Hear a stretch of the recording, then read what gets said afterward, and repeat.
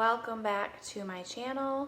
I am very happy to be a part of a collaboration video today talking about some of our family's Christmas traditions. And this collaboration is hosted by my friend Christy over on these little sprouts or little sprouts. I'll double check that and put it at the bottom here for you. On Instagram, I think she's these little sprouts, but she has a wonderful homeschooling channel on YouTube, as well as she's a fun follow on Instagram.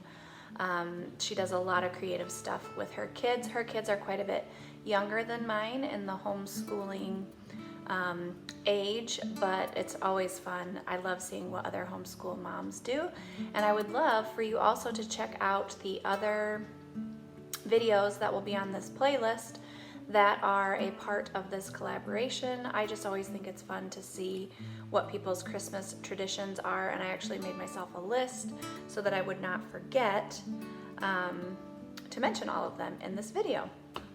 So starting off with, if I can do this without messing up my camera, here is our Christmas tree. Now this one is a really good fake one. We used to go to the Christmas tree farm that we lived right across the road from and get a live tree. We would pick it out all together, drag it home, do the whole thing. And then throughout the course of like allergies and seeing an allergist, he really recommended that we not get a live Christmas tree because of Juliet and I's allergies, which if you didn't know, fun fact, this is extra. The mold that grows on the bark of a Christmas tree, tons of people are allergic to.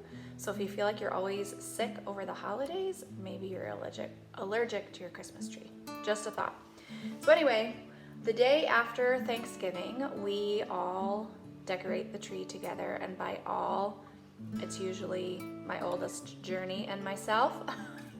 The rest are kind of like put a few things up, and then and then my husband's like the muscles of the operation. He helps me get the tree up here and all the boxes and all that stuff.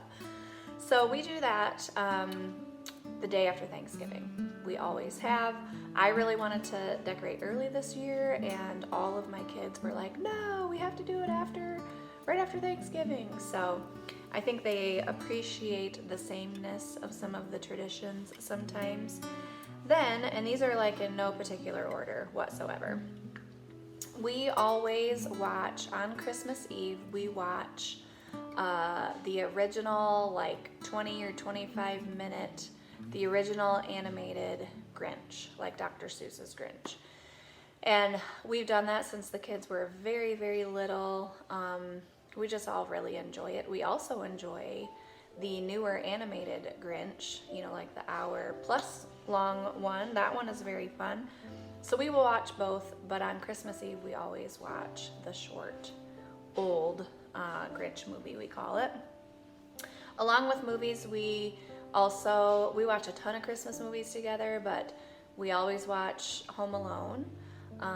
That one's always a favorite. It's a couple of inappropriate swear words and such, but we watch it every single year. We also actually really enjoy Home Alone 2. That one is nice as well. So we do that, and then a newer one that we have added in between Christmas and New Year's, the girls and I will watch Little Women. We'll invite my mom over also, and we'll watch Little Women together.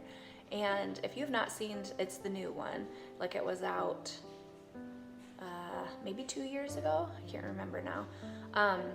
But it is fantastic. If you enjoy Little Women, the book, the movie is fantastic.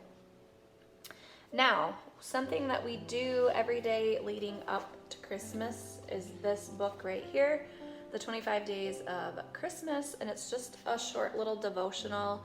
It has like a family activity that you can choose to do, and then it also has a prayer that you can choose to do if you want to. Something we have realized, though, we do try to eat dinner together every night as a family. That's always a goal. But sometimes with like basketball games, or like last night we had a band concert, so we ate dinner and then went straight to the band concert. And so something we've realized is that rather than waiting until like December 1st to start this, we really need to start it after Thanksgiving. And then that way, when we miss a couple, inevitably we miss a couple of nights of dinner together, then we'll still make it to Christmas Day and not be finishing it, not be a week behind and finishing it in between Christmas and New Year's. So I'll link this for you if I can find the link on Amazon again. I'm pretty sure I got it on Amazon, but we really have enjoyed this one. It's the second year that we have done this one.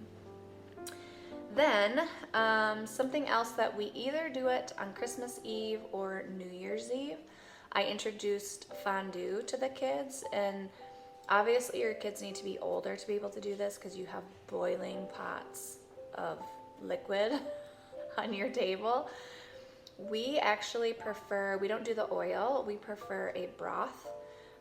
So I season up a broth, and then we usually do chicken, all of the vegetables, and then I will make a cheese pot as well, and we will do breads, and then you can dip like broccoli and cauliflower in it.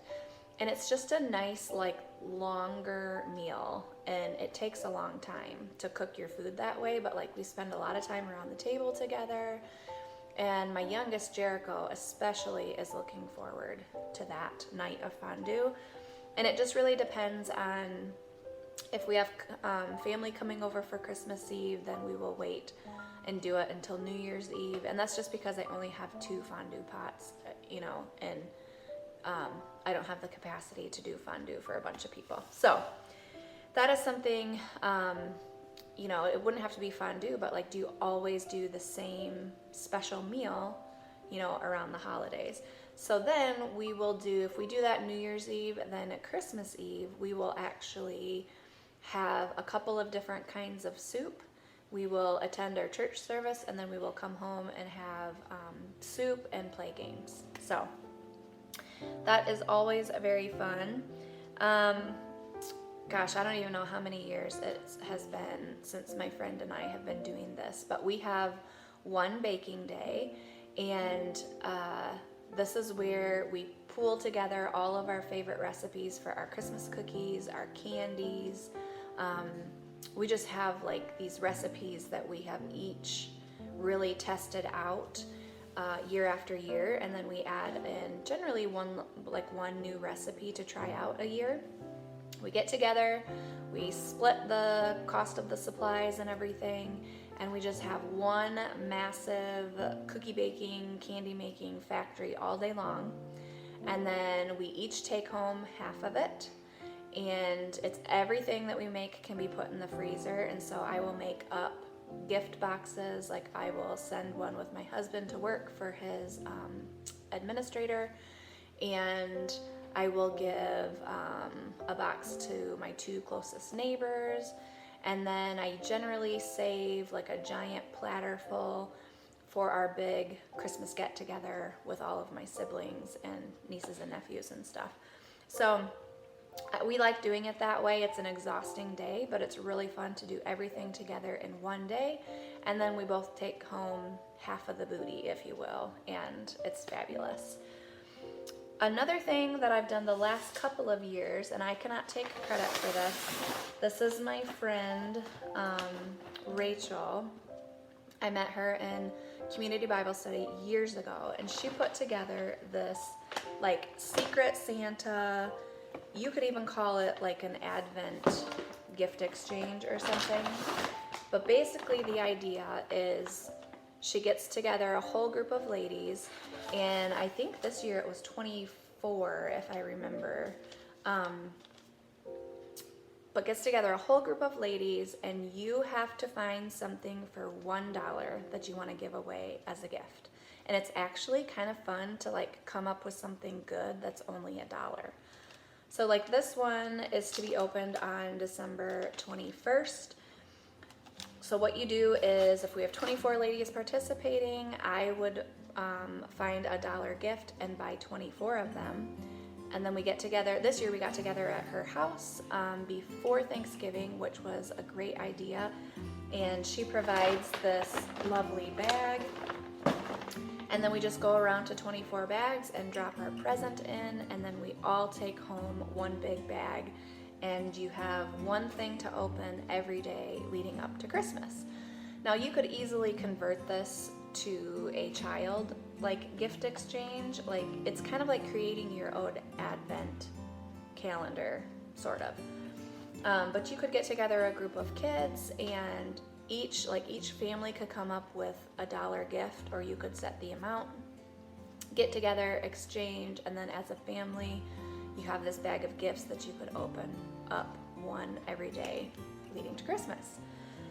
The last thing that I'm going to talk about in depth is I am from Michigan, and if you know anything about Michigan, we love our Verner's ginger ale.